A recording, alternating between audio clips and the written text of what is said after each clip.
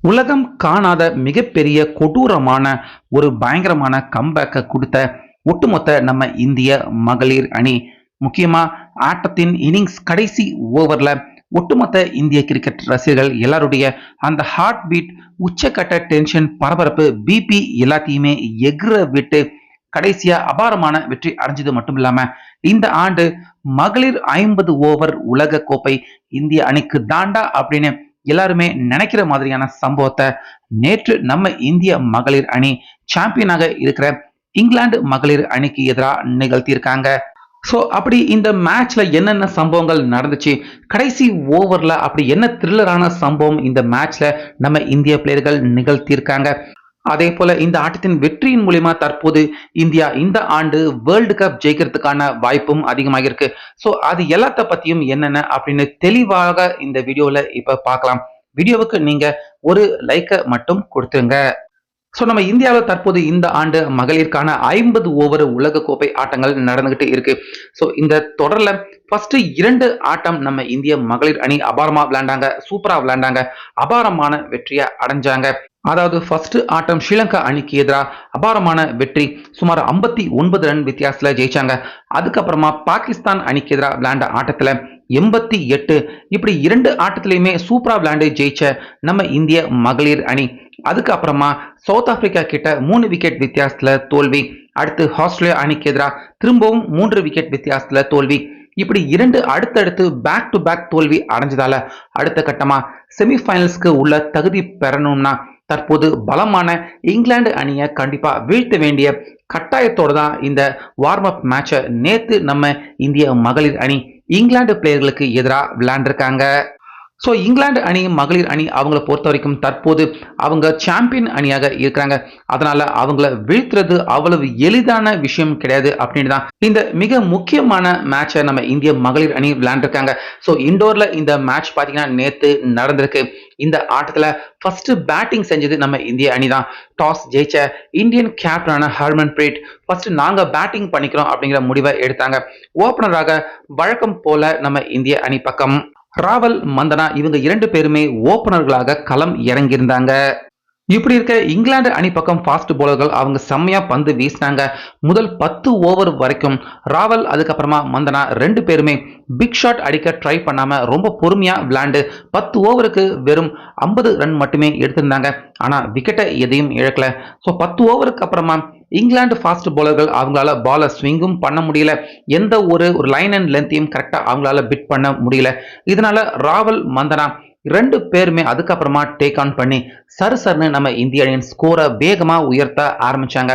இதன் காரணமா 20வது ஓவர் முடியறதுக்கு உள்ளே ராவல், மந்தனா 2 பேருமே அவங்களுடைய அரை சதத்தை கம்ப்ளீட் பண்ணாங்க.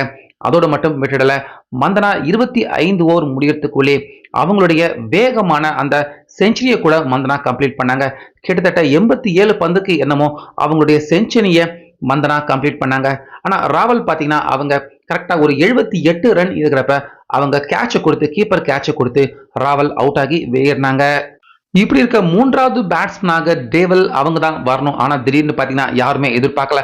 ஹர்மன் பிரீட் அவங்க 3வது பேட்ஸ்மேனாக வர அவங்க கூட மந்தனா 2 பேருமே பார்ட்னர்ஷிப் போட்டு கிட்டத்தட்ட ஒரு 30 ஓவர் கடக்கிறதுக்கு உள்ளே ஹர்மன் பிரீட் பாத்தீங்கன்னா ரொம்ப ஃபாஸ்டா 32 பந்துக்கே ஹர்மன் பிரீட் அவங்க அதி வேகமான ஒரு ஹாஃப் செஞ்சுரியை கம்ப்ளீட் பண்ணாங்க. அதே போல 150 மந்தனா அடிப்பாங்க அப்படின்னு பார்த்தா தேவையில்லாம அவங்களும் சிக்ஸர் அடிக்க ட்ரை பண்ணி பாலை மிஸ் பண்ணி கீப்பர் கிட்ட கேட்சை கொடுத்து மந்தனா 140 ரன்ல அவுட் ஆனாங்க.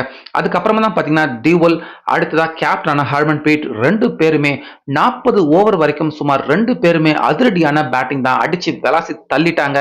இதுல ஹர்மன் பிரீட் அழகா பாத்தீங்கன்னா அவங்க செஞ்சுரி அடிச்சிருக்கலாம்.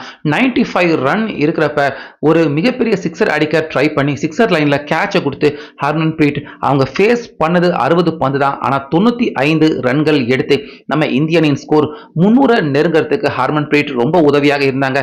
கரெக்டா 41வது ஓவர்ல ஹர்மன் பிரீட் அவங்க அவுட் ஆக அடுத்ததா உள்ள வந்த தீப்தி சர்மா, டியோல் 2 பேருமே சேர்ந்து மேட்ச் கடைசி வரைக்கும் 2 பேருமே அவுட் ஆகாம அந்த கடைசி 9 ஓவர்ல அந்த டெப்த் ஓவர்களை இந்திய அணியின் ஸ்கோரை பயங்கரமா உயர்த்தி விட்டுட்டாங்க. இதுல நம்ப முடியாத ஒரு மிகப்பெரிய ஹைலைட்டான விஷயமே என்ன அப்படின்னு பாத்தீங்கன்னா, தீப்தி சர்மா அவங்க உள்ள வந்தது 41வது ஓவர்ல தான் தீப்தி சர்மா உள்ள வந்திருந்தாங்க. ஆனா அவங்க கடைசி 3 ஓவர் கம்ப்ளீட்டா பாத்தீங்கன்னா அவங்க கையில டேக் ஆன் எடுத்துக்கிட்டு ஓவருக்கு ஓவர் அவங்க சிக்ஸர் ஃபோர்களை மட்டுமே அடிச்சு பயங்கரமா அவங்க ரன்னை கிடுகிடுன்னு உயர்த்த ஆரம்பிச்சிட்டாங்க.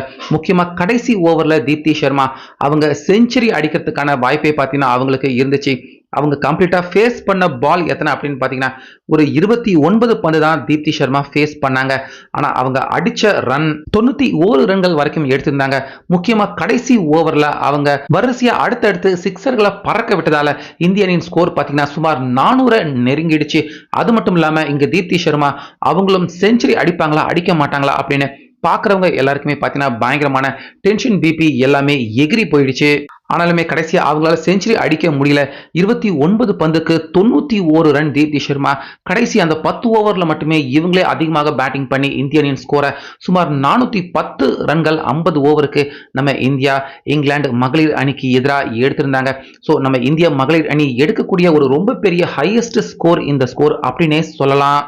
அது மட்டும் இல்லாம கடந்த 2 ஆட்டங்களா நம்ம இந்திய மகளிர் அணி அவங்க விளையாண்ட ஆட்டத்திலேயே இந்த ஆட்டம் நம்ம இந்திய மகளிர் அணி பயங்கரமான செம்மையான ஒரு நல்ல ஃபார்ம்ல இருக்கக்கூடிய ஒரு Indian team, batting line order எல்லாமே பயங்கரமா இருக்கக்கூடிய ஒரு இந்தியன் டீமாக நம்ம இந்திய அணி மாறி இருந்தாங்க. இப்படி இருக்க 411 ரன் எடுக்கணும் அப்படின்னு இந்த கடினமான டார்கெட்டை ஃபேஸ் பண்ண வந்த அந்த இங்கிலாந்து மகளிர் அணி முதல் ஓவர்லயே பாத்தீங்கன்னா அவங்களுடைய ஓபனர் டக் அவுட் ஆகி வெளியேறாரு. அதாவது முக்கிய ஓபனரான ஜோன்ஸ் டக் அவுட் ஆகி வெளியேறாரு. ஸோ அவர் மட்டும் இல்லாம அடுத்து 5வது ஓவர்லயே டாமி ஒரு 10 ரன்ல அவுட் ஆறாங்க. அதுக்கப்புறமா நைட் அவங்க ஒரு 20 ரன்ல அவுட் ஆறாங்க. இப்படி அடுத்து இங்கிலாந்து மகளிர் அணியின் எல்லா டாப் ஆர்டர் எல்லாருமே பாத்தீங்கன்னா ஒரு 20 ஓவருக்கு உள்ளேயே இங்கிலாந்து அணியின் டாப் ஆர்டர்கள் எல்லாருமே 75 ரன் மட்டும் தான் எடுத்திருக்காங்க. 5 விக்கெட் விழுந்துருச்சு.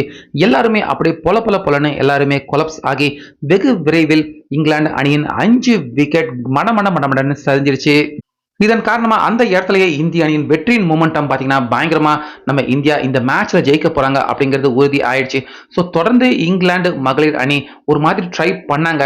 20 ஓவருக்கு 5 விக்கெட் இழந்த அவங்க கடைசியா 42வது ஓவர்ல எல்லா விக்கெட்டையுமே இழந்துட்டாங்க. வெறும் 142 ரன்கள் மட்டுமே எடுத்து ரொம்ப மோசமான ஒரு படு தோல்வியை தற்போது இங்கிலாந்து மகளிர் அணி அடைஞ்சிருக்காங்க. முக்கியமா இந்த தொடர்ல அவங்க எந்த ஒரு மேட்சுமே தோல்வி அடையாம அபாரமா அடுத்தடுத்து வெற்றிகளை குவிச்சுக்கிட்டு இருந்த இங்கிலாந்து மகளிர் அணி இது வார்ம் அப் மேட்சாக இருந்தாலும் நம்ம இந்தியா கிட்ட இவ்வளவு மோசமான கொடூரமான படு தோல்வியை இங்கிலாந்து மகளிர் அணி தற்போது அடைஞ்சிருக்காங்க. ஆனா நம்ம இந்திய மகளிர் அணி 2 ஆட்டம், அதாவது சவுத் ஆப்பிரிக்கா அதுக்கப்புறமா ஆஸ்திரேலியா 2 பேருக்கிட்டையுமே அடுத்தடுத்து தோல்வி அடைஞ்சதுக்கு அப்புறமாக தான் இப்ப இண்டோர்ல விளையாட போற ஆட்டத்துக்கு முன்னோட்டமா இந்த வார்ம் அப் மேட்ச்ல நம்ம இந்திய மகளிர் அணி அபாரமான பேட்டிங் 410 ரன்கள் வரைக்கும் எடுத்து அபாரமான பேட்டிங்கை நம்ம இந்திய மகளிர் வெளிப்படுத்தியிருக்காங்க. ஸோ அதே போல இந்த பக்கம் போலிங்லையும் நம்ம இந்திய மகளிர் அணி சிறப்பாக செயல்பட்டு 140+ ரன்னுக்கே இங்கிலாந்து மகளிரை ஆல் அவுட் பண்ணியிருக்காங்க. இது கண்டிப்பா நம்ம இந்திய மகளிர் அணி அடுத்த கட்டமா இங்கிலாண்டை சண்டே எதிர்த்து விளையாட போறாங்க. அந்த மேட்சுக்கு கண்டிப்பா நம்ம இந்திய மகளிர் அணிக்கு மிகப்பெரிய ஒரு பூஸ்டாக தான் நடுவில் விளையாண்டிருக்க இந்த வார்ம் அப் மேட்ச் வெற்றி தன்னம்பிக்கை கொடுக்கக்கூடிய ஒரு முக்கியமான மேட்சாக மாறி இருக்கு. தோல்வியில இருந்து வர நம்ம இந்திய மகளிர் அணி கொடூரமான கம்பேக்கை இந்த வார்ம் அப் மேட்ச்ல கொடுத்திருக்காங்க.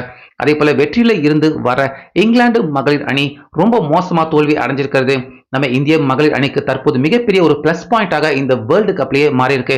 முக்கியமா இந்த மேட்ச்ல விளையாண்ட மாதிரியான பேட்டிங் போலிங்க நம்ம இந்திய மகளிர் அணி எல்லா ஆட்டத்திலுமே வெளிப்படுத்தினா நிச்சயமா நம்ம இந்திய மகளிர் அணி வேர்ல்டு கப்பை ஜெயிப்பாங்க அப்படிங்கிறதுல எந்த சந்தேகமும் இல்ல. சோ நம்ம இந்திய மகளிர் அணி இந்த ஆண்டு இந்த 50 ஓவர் உலக கோப்பையை அவங்க வாங்குவாங்களா, சாம்பியனாக மாறுவாங்களா? உங்க கருத்து என்ன அப்படிங்கறத கமெண்ட்ஸ்ல சொல்லுங்க.